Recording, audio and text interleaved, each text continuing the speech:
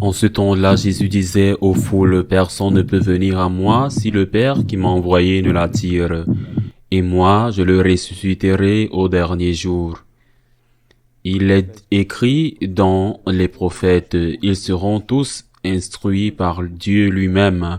Quiconque a entendu le Père et reçu son enseignement vient à moi. Certes, personne n'a jamais vu le Père, sinon celui qui vient de Dieu. Celui-là seul a vu le Père. Amen, amen, je vous le dis. Il a la vie éternelle. Celui qui croit, moi je suis le pain de vie. Au désert, vos pères ont mangé la manne et ils sont morts. Mais le pain qui descend du ciel est tel que celui qui en mange ne mourra pas. Moi, je suis le pain vivant qui est descendu du ciel. Si quelqu'un mange de ce pain, il vivra éternellement.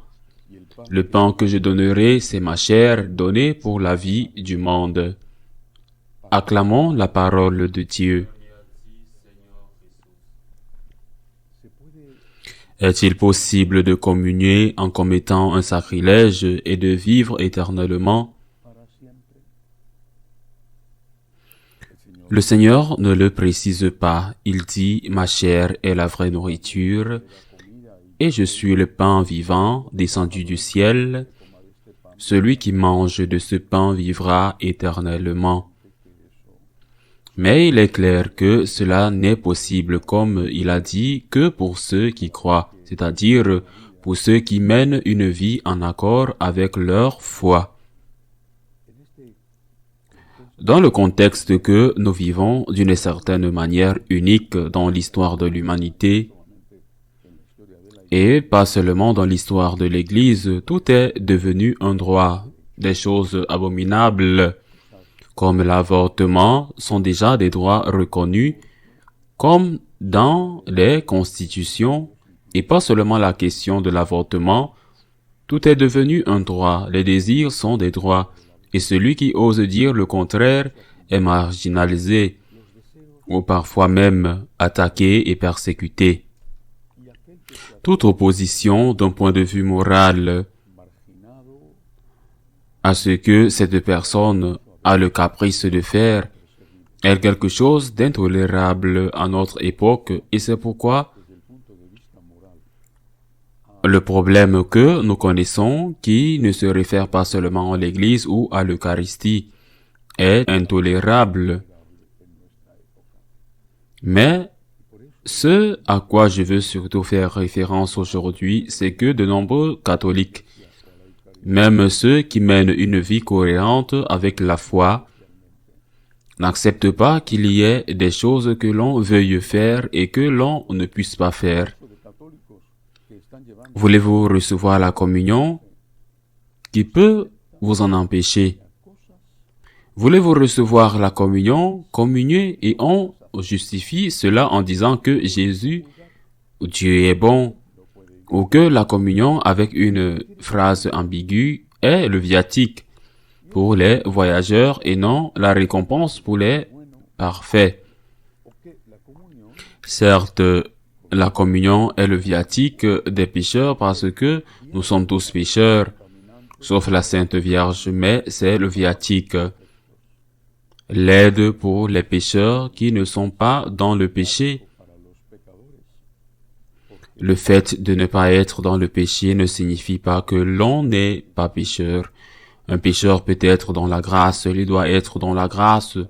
Nous commençons la messe tous en disant « Je confesse que j'ai beaucoup péché ». Et nous ne nous référons pas au fait que, à ce moment-là, nous sommes en péché mortel ou parfois même en péché véniel.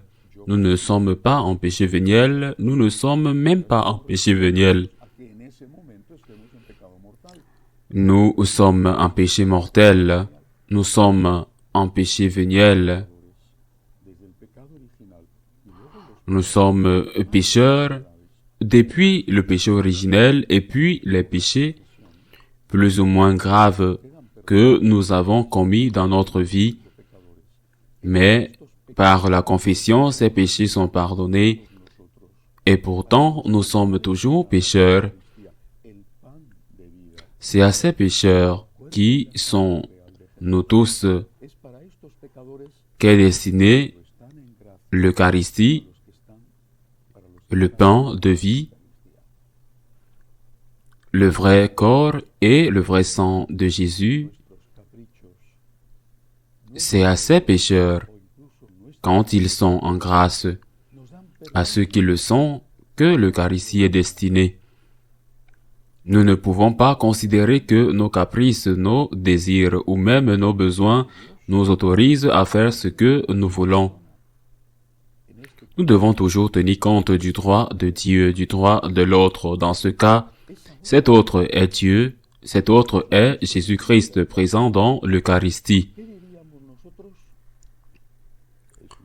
Que dirions-nous? C'est certainement une comparaison un peu risquée, mais je m'excuse si quelqu'un en est offensé.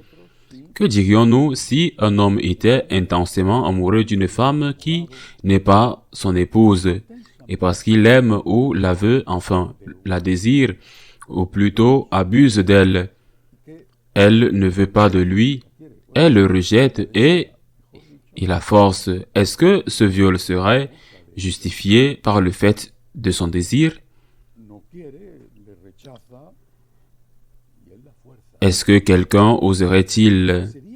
Il a voulu. Certainement, tout le monde condamnerait cette action et dirait son désir ne peut pas s'imposer à son rejet, c'est un viol. Et c'est quelque chose de juridiquement punissable, moralement, totalement condamnable. La comparaison est risquée, mais quand on communie, est-ce qu'on ne devrait pas tenir compte du fait qu'il s'agit d'être avec l'autre personne, que cette personne est une vraie personne, c'est le Christ notre Seigneur. Vous voulez communier et il veut que vous communiez. D'ailleurs, autant que vous voulez communier. Il veut être avec vous beaucoup plus, mais il met cette condition. De même qu'une fille qui met la condition à l'homme qui veut être avec elle, et la fille dit, je mets une condition, marions-nous à l'église. Quand nous serons mariés à l'église, nous mourrons, ou nous pourrons, tant pour moi, avoir des relations de mari et femme. Ne peut-elle pas mettre cette condition?